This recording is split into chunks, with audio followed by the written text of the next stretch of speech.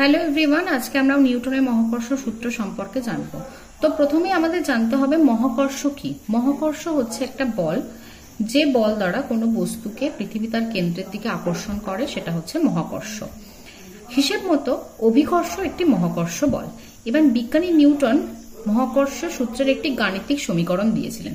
সেখানে তিনি কি বলেছিলেন, নিউটনের মহাকর্ষ সূত্র অনুযায়ী F সমান সমান G into m1 m2 by d square. এইটা আমরা সকলেই জানি নিউটনের মহাকর্ষ সূত্রের গাণিতিক সমীকরণ। তো এই সমীকরণটা আমরা কিভাবে পেলাম? ধরি দুটো বস্তু নেওয়া হলো, একটা m1 আর একটা m2।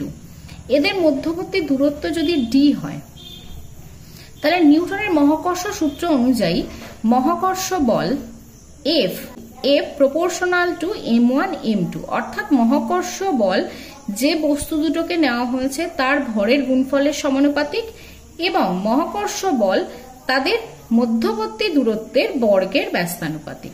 এবার যৌগিক ভেদের নিয়ম অনুযায়ী আমরা কি লিখতে পারি?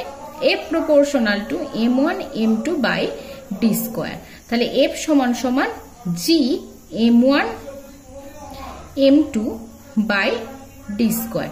এখানে G হচ্ছে মহাকর্ষীয় ধ্রুবক। এই এসআই পদ্ধতিতে G এর মান হচ্ছে 6.67 by 10⁻11 newton metre square per KG square. কোনো কোনো বইতে 6.67 into 10⁻11 newton metre square per KG square